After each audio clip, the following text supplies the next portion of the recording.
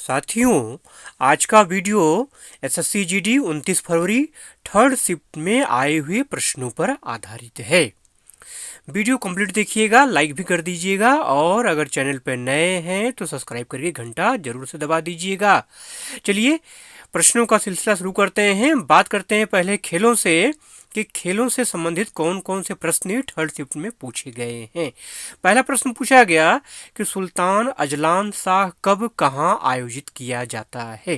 तो आपको देश का नाम बताना है। इसका जो राइट आंसर था वो है मलेशिया। ठीक है, सुल्तान अजलान शाह कब जो है ये मलेशिया में आयोजित किया जाता है।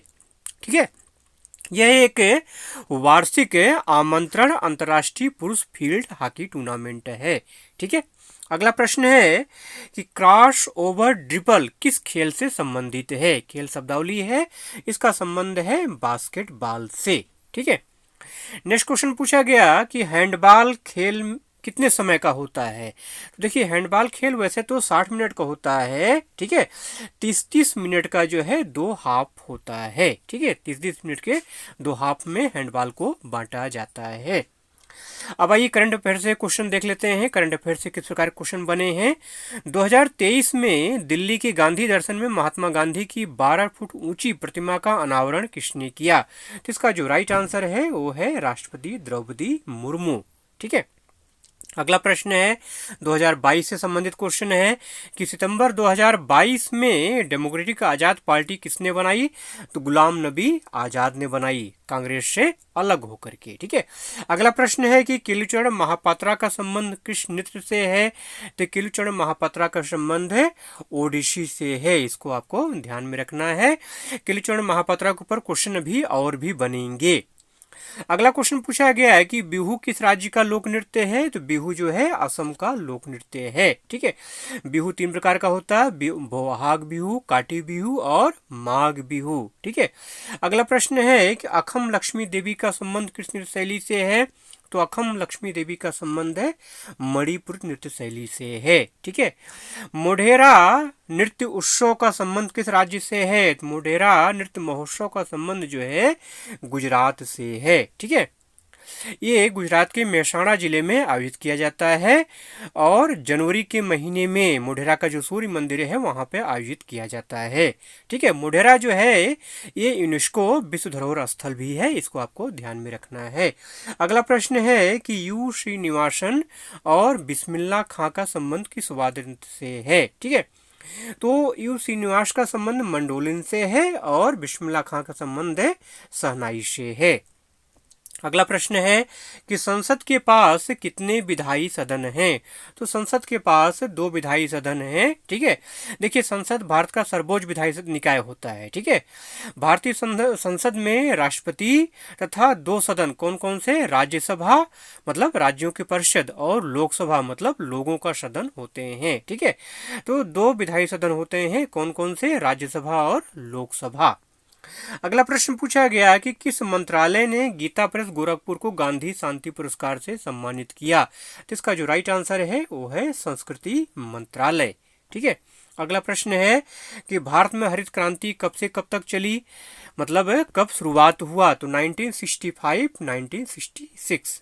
ठीक है, 1965 में हरित क्रांति की शुरुआत भारत में हुई। अगला प्रश्न है कि 7वीं पंचवर्षीय योजना के समय भारत ने कौन सी व्यापार नीति अपनाई।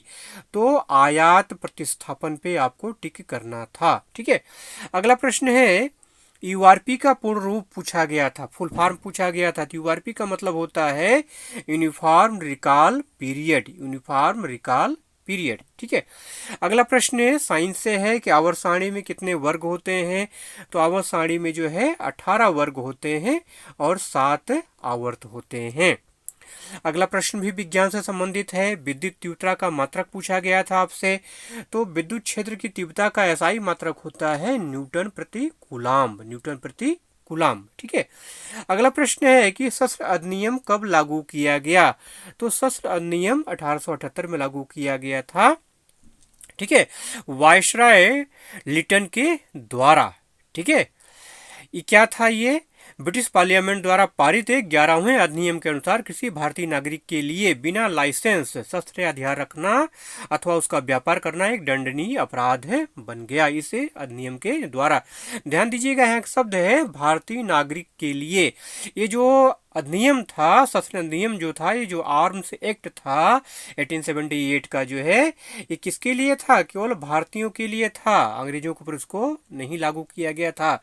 इसीलिए यहाँ पे एक वर्ड इस्तेमाल किया है मैंने, दमनकारी नीति। ठीक है, अगला प्रश्न है कि 2011 की जनगणना के अनुसार महिला साक्षरता दर कितनी है?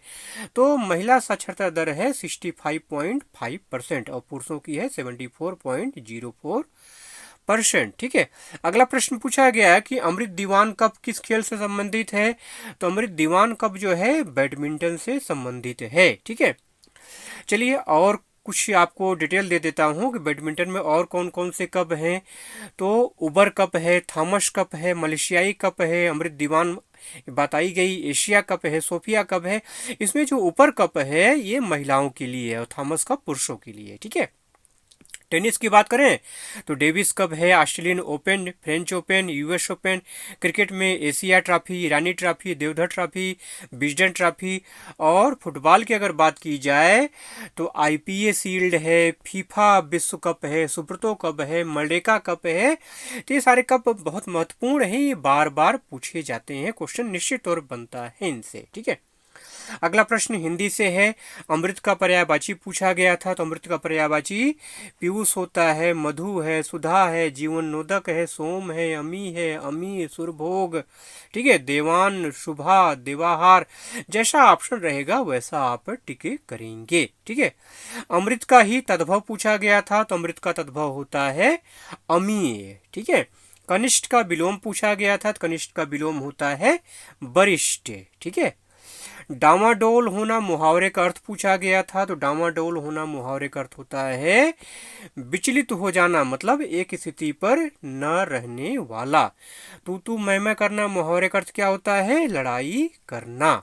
ठीक है, तो इस तरह से जितने क्वेश्चन मिल पाए थे, क्या लगभग सारे क्वेश्चन मिल गए जो है, सारे क्वेश्चन मैंने आपको करा दिए। थर्ड शिफ्ट में जो भी प्रश्न आए थे सारे क्वेश्चन करा दिए।